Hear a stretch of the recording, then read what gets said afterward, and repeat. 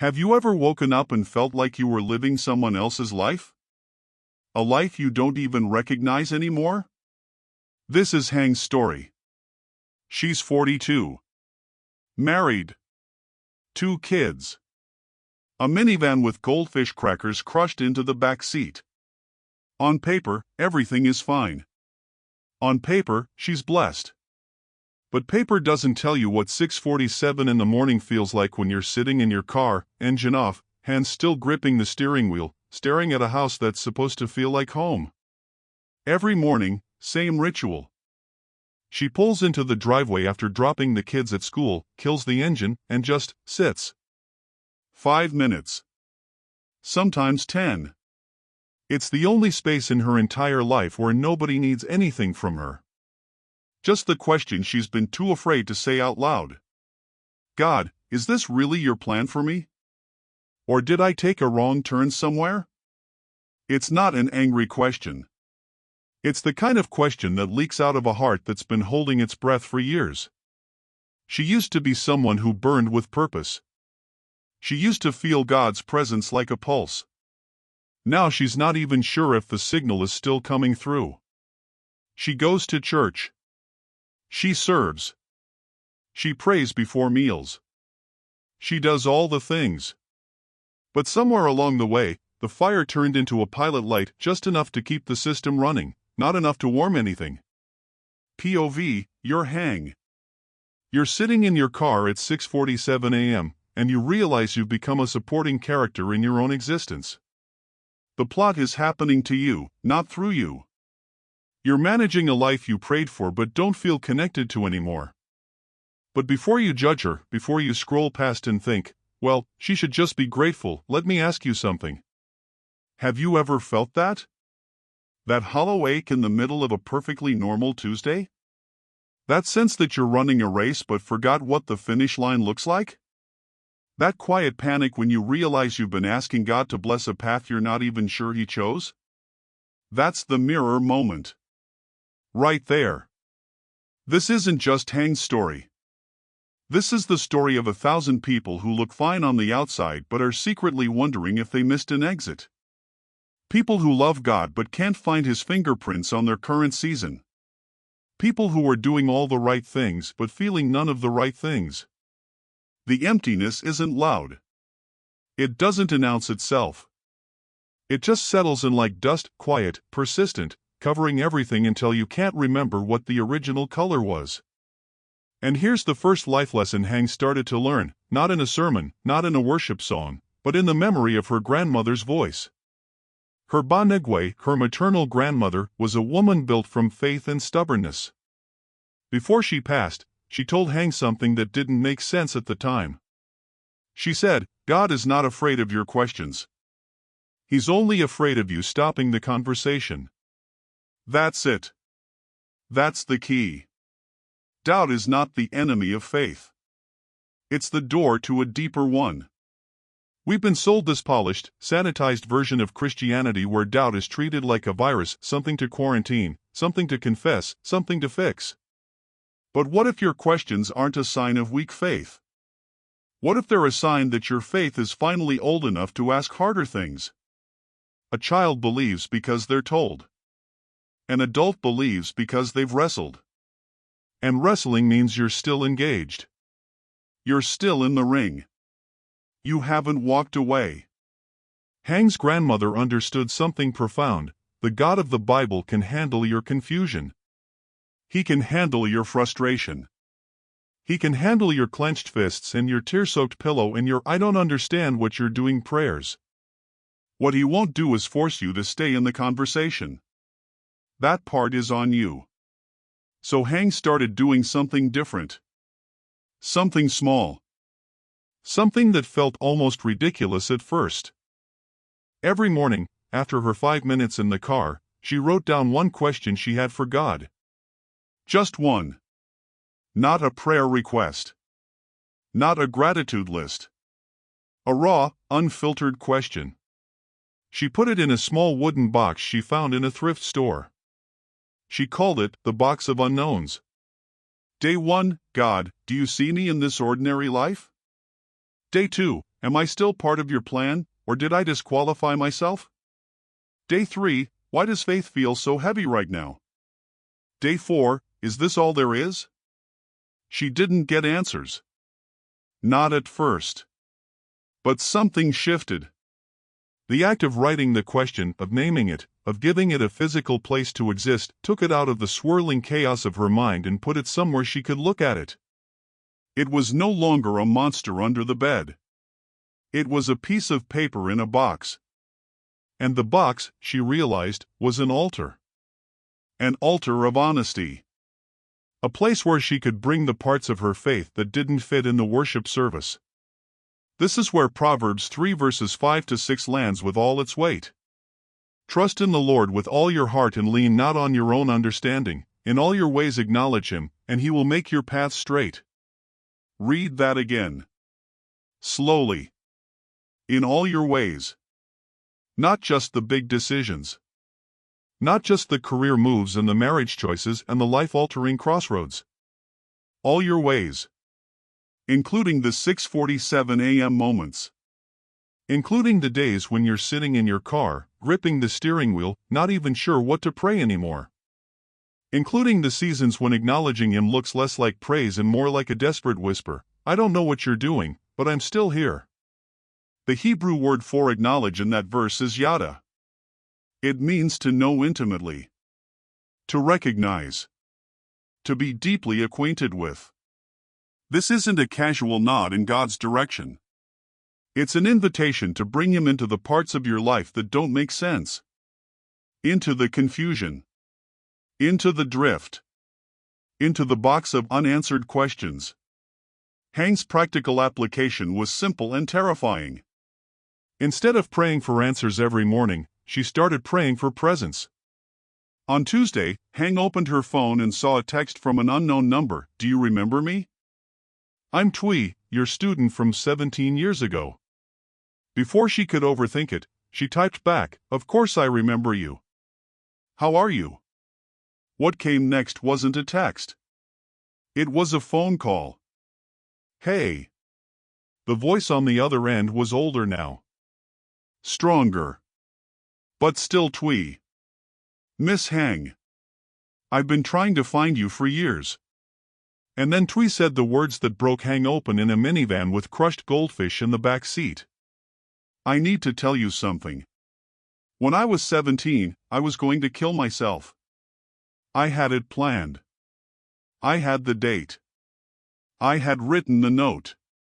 And then you said something in class that day. I don't even think you remember saying it. You were teaching us about some poem, I don't even remember which one, and you stopped mid-sentence and looked at us. You said, your life is not a mistake. God doesn't make factory rejects. Miss Hang, I walked out of that classroom and I didn't do it. Because someone finally told me I wasn't a waste of space. And I've been holding on to those words for 17 years. I'm a nurse now. I have 2 daughters. I'm still here. Because of you. Here's what you need to understand. Hang had spent the last year begging God to show her His plan. To give her a map. To tell her what she was supposed to be doing with her life because clearly, she'd missed the exit somewhere. She'd been a high school literature teacher before she left to raise her kids. Before the drift.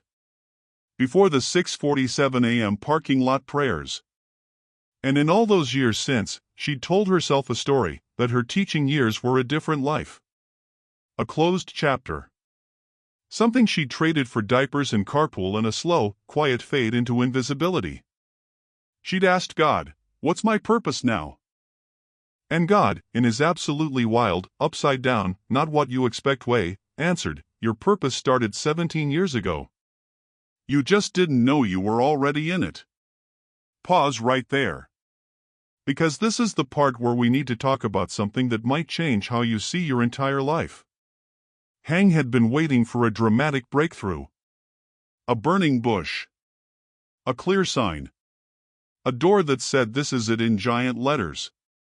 But God had been working through her long before she even knew how to pray. Long before she had the language for faith. long before she called herself a believer. Back when she was just a tired teacher in a classroom, saying words she thought were forgettable, to students she thought weren't listening.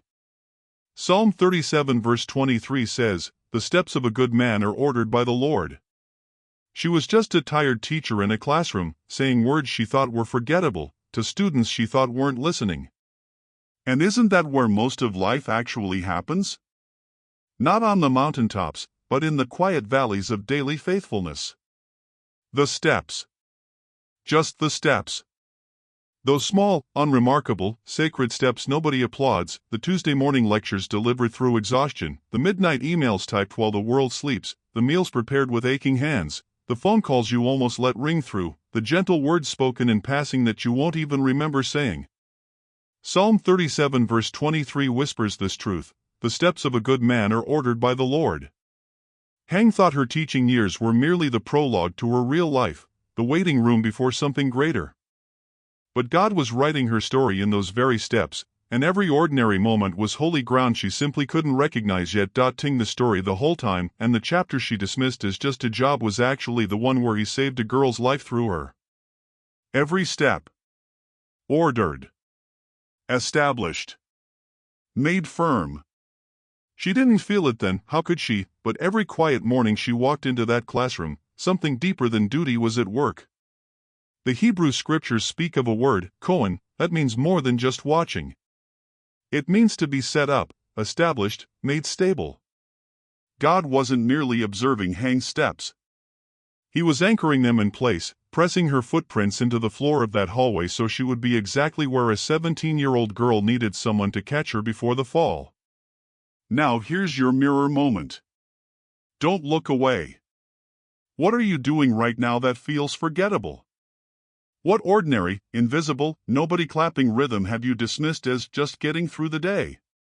Those steps are being established, too. Made firm. Ordered by the one who sees the whole story you haven't lived yet. As for you, thing are you showing up for every day? The lunches you pack. The spreadsheets you update. The aging parent you call every night. The coworker you check in on. The kid you're raising who doesn't say thank you. The ministry you serve in that nobody sees. The prayers you pray that feel like they're hitting the ceiling. You think it's small. You think it's insignificant. You think you're just getting through. But what if God is doing something in those moments that you won't find out about for 17 years? What if someone's entire future is being shaped by something you said last Tuesday that you've already forgotten? POV, you're not lost. You're being led. And the things that feel like filler episodes in your life? They're actually the main plot. God just hasn't shown you the ending yet. Here's the life lesson, and I need you to let this sink past your head and into the place where you carry all your doubts about whether your life counts. The greatness of God isn't in giving you a map. It's in this: He guarantees that every footprint you leave in the sand leads exactly where He intends, even when you have no idea where you're going. Hang didn't know she was on a rescue mission when she walked into that classroom. She thought she was teaching literature. God knew she was saving a life. The kingdom doesn't run on your awareness. It runs on His faithfulness. So here's your practical application. Don't just listen. Do this. Tonight, sit down and look back. Not at last week, go deeper. 5 years. 10 years. 20 years. Ask yourself, what did I think was a failure, a detour, a waste of time, that I can now see was God's hand positioning me? What conversation, what job, what season of waiting, what closed door can you now trace backward and see His fingerprints all over it? Write it down. Call it your journal of being led. Because memory is a liar when you're in pain, but it becomes a prophet when you let God show you what He was doing all along. Hang started hers that night. Page 1, the girl I didn't know I was saving. Here's the truth you need to carry into tomorrow: God doesn't waste a single tear. Not one step. Not one ordinary Tuesday you thought was meaningless. 6 months later, Hang still has that box. It sits in her closet now, not in the passenger seat of her minivan. She doesn't open it every morning anymore, not because the questions have disappeared, but because she's learned something far more radical than getting answers. She's learned how to live with what she doesn't know. But Hang discovered something different. Something terrifying and freeing all at once. POV, you're not waiting for answers anymore. You're waiting for him. And somehow, impossibly, that's enough. She felt accompanied. Those questions weren't accusations anymore. They weren't evidence of God's silence. They had become something else entirely, a conversation. A relationship. A faith that didn't need answers to survive. Let that sink in. Because this is where the whole thing turns. We've been sold this counterfeit version of faith that says doubt is the enemy, questions are weakness, and if you really trusted God you wouldn't ask why. That's garbage. That's not faith, that's denial dressed up in religious language. Real faith isn't the absence of questions. Real faith is bringing every question you have straight to the throne room and saying, I don't understand this, and I'm not pretending I do, but I'm still here. I'm still yours. I'm still showing up. Hang said it out loud to herself in her empty living room. I still don't understand everything about God. But I don't need to understand to keep walking. I just need to trust that He's walking with me. Surrender isn't giving up your questions, it's giving up your need to control the answers. It's loosening your grip on the timeline. It's admitting that maybe, just maybe, the God who hung galaxies in space doesn't owe you an explanation for everything He permits or prevents. Trust in the Lord with all your heart and lean not on your own understanding. That's Proverbs 3, verse 5. And notice what it doesn't say. It doesn't say understand everything with your own understanding and then trust. It doesn't say get clarity first, then walk. It says trust. Period. Lean not. The leaning is the problem. The leaning on your own ability to figure it all out, to connect to trace every thread, that's what exhausts you. That's what keeps you sitting in the minivan at 6:45 a.m. staring at a box of unanswerable questions. God isn't asking you to stop asking. He's asking you to stop thinking you need the answers before you take the next step. Now here's your practical application. Don't just nod at this. Do something with it. Today, make your own box of what I don't know. Grab a shoebox, a journal, a notes app, whatever. Write down every question you've been carrying that has no resolution. The marriage that's cold and you don't know why. The child you're praying for who seems further away every year.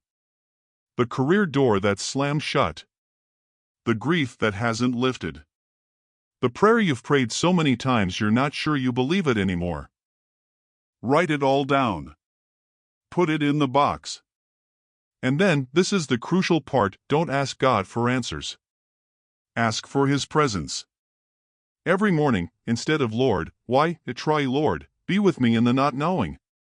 Instead of when will you fix this, try help me trust you while it's still broken. Because here's the truth you need to carry into tomorrow. There are answers that will only come when we step into eternity. But God does not require us to understand in order to be loved, to be led, to be saved.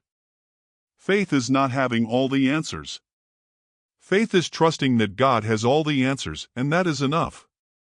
Is that easy? No. Is it simple? Absolutely not. But it's real. And it's the only kind of faith that survives funerals and diagnoses and 17-year gaps between a seed planted and a harvest reaped. Now let me pray for you. Not the polished, preacher voice prayer. The real one. Lord, I come before you this morning with everything I don't know. I don't know how today will unfold. I don't know if this decision I'm making is the right one. I don't know why that door closed, why that person left, why my prayers seem unanswered, why the healing hasn't come, why the waiting keeps stretching on and on. But God, here's what I do know. I know you. I know you are faithful. I know you have never abandoned me, not once, not ever, not even when I felt completely alone. I know that even when I cannot see the road ahead, you see it all. Every curve. Every dead end that's actually a detour. Every mile marker I haven't reached yet. I surrender my need to understand everything. I'm letting go of the exhausting burden of trying to control what only you can control. I choose to trust you, not because I have answers, not because it makes sense, not because I can trace your hand, but because I have you. And you are enough. Lead me step by step today. I'm not asking to see the whole journey. Just give me enough light for the next step. In Jesus' name, amen. Listen to me. Before you close this, I need you to do one more thing. Tomorrow, send a message to someone who shaped your life, even if it was 10 years ago, 20 years ago, longer. Someone you've lost touch with. Someone who probably has no idea what they meant to you. You don't know what God will do with that message. You don't know what healing it might unlock, what loneliness it might interrupt, what darkness it might pierce. Consider Twee, who for 17 years carried the quiet ache of a friendship that ended without explanation. She'd replay old memories, sharing sticky rice by the school gate, whispering dreams under a blanket fort, and wonder if she had imagined it all. When her phone lit up with Hang's name, her hands trembled over the keyboard.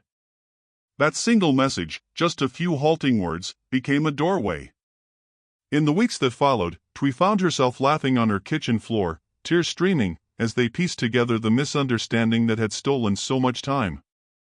The healing wasn't instant, but it started there, in the courage of one text, in the grace of a reply. That's how God works, not in dramatic proclamations, but in the holy ache of a notification that says, "I still think of you too." He guides our fumbling steps, moment by moment, weaving redemption through the very threads we thought were permanently torn. So wherever you are right now, whether you're sitting in your car with the engine cooling, thumb hovering over a name you've never deleted inside your house, whether you're crying on your bed in the middle of the night, whether you're whispering into the darkness asking if God even sees you, the answer is yes. He sees you. He is leading you. And He will not stop until the work He began in you is complete. God is present. God is faithful.